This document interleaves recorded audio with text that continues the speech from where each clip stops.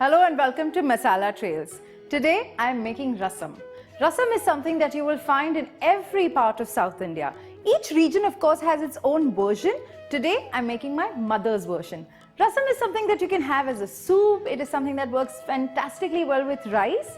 And if you're a little under the weather and have that little cold coming in, this is the perfect antidote for that. So let's just get started. Just take a thick bottomed pan. To this I'm going to add half a cup of split pigeon peas, half a cup of petite yellow lentils or moong dal. In some parts you also use chana dal or gram flour. You can use the same as well. This is what my mother does, so I'm just sticking with that. Just give it a good toss. To this I'm adding about 7 to 8 dried red chillies. I don't like adding too many chillies at this stage so that if at all I feel like my next guest does not like it too spicy, I can go easy on the spices. I'm just going to let it be on high flame and keep stirring it. I just want my lentils to be a nice golden in color.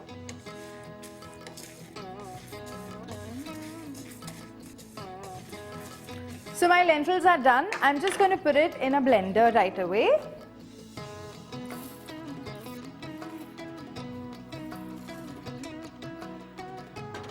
Let's just leave this aside for now for it to cool down. So now in the same pan, we're going to add some coriander seeds. I'm adding about 6 teaspoons of coriander seeds. So I'm adding about 4 teaspoons of pepper. That is because my pepper is really strong. So, based on what pepper you're using, just I would say sort of rationalize. Okay, give it a good mix. Again, we want the coriander seeds to be sort of golden. We don't want it to be brown. So you just keep stirring it and keep watching it. So my coriander seeds are beginning to turn golden. So to this I'm going to now add cumin seeds. So I'm adding about 3 teaspoons. So to this now I'm adding like a little more than half a teaspoon of asafoetida. If you're using a chunk of this, add it with the lentils, but I'm using powdered form already, so it goes right at the end. Okay, just give it a good mix. I cannot tell you how lovely my kitchen smells right now.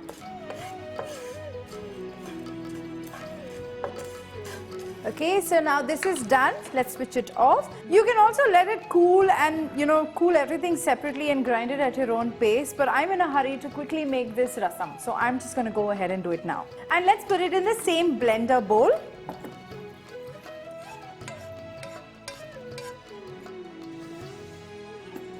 So now I'm going to grind this into a fine powder.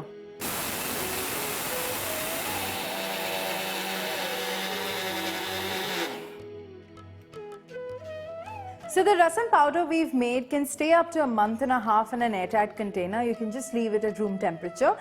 If you're too lazy to make this, you can just walk into an Indian store anywhere in the world and you'll get pre-made rasam mixes as well, which works really well. I just make this really often, so I prefer doing this, but if you're just going to make it as a one-time thing, just go ahead and buy a pre-mix. So as you can see, it's a fine powder and that's how we want it. So let's just leave it aside for some time now. So now for the second part of the recipe, I'm going to take a thick bottomed pan. To this, I'm going to add some coconut oil. You can also use ghee as well. Okay, to this, we're going to add some mustard. Make sure your oil is hot. Just about 1.5 teaspoons and let it splutter. To this, I'm just going to add some cumin as well. Okay. Now I'm going to add some red chillies, dried red chillies. I'm going to add a handful of curry leaves. I've got about 1.5 inches of ginger which I've chopped. About 5 cloves of garlic which again I've chopped. Just give it a good mix. Now to this I'm going to add some turmeric. A little more than half a teaspoon. I'm just going to add about 1 teaspoon of chilli powder. And I'm going to add a whole tablespoon of the spice mix that we've already made. Just give it a good mix.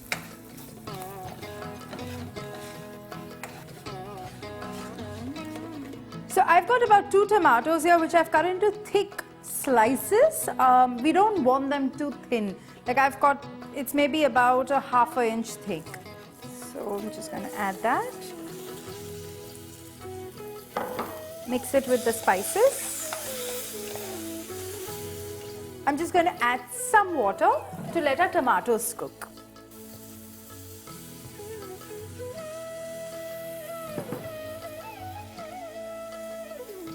Okay, so now I'm just going to add some tamarind. I had soaked a big ball of tamarind in hot water already. So now I'm just using the water. Rasam is a lot about the tamarind, so make sure you're using really good quality tamarind. Just give this a mix. So now just cover it and leave it. We want the tomatoes to be really nice and soft. So keep it on low flame and just forget about it for the next 5 to 10 minutes. So let's check on our tomatoes. And our tomatoes are very nice and soft. As you can see, they're breaking apart, and that's how I like it. So now I'm going to add a cup of already pre-cooked dal, toor dal. This is basically split pigeon peas, which I've pressure cooked just to make this faster. So I'm going to add that. You can also, if you don't want to add dal, that is also completely fine. There are a lot of rasams that exist out there which don't use dal. But if you're looking for a more thicker consistency, I suggest you add it. Okay, just give it a good mix. To this I'm going to add lots of water now, because rasam is very watery. So we want it watery. Okay, as you can see, I've filled up my bowl almost. Okay. Now let's just add some salt to taste. So let's just cover it and keep it for a good 10 minutes on low flame.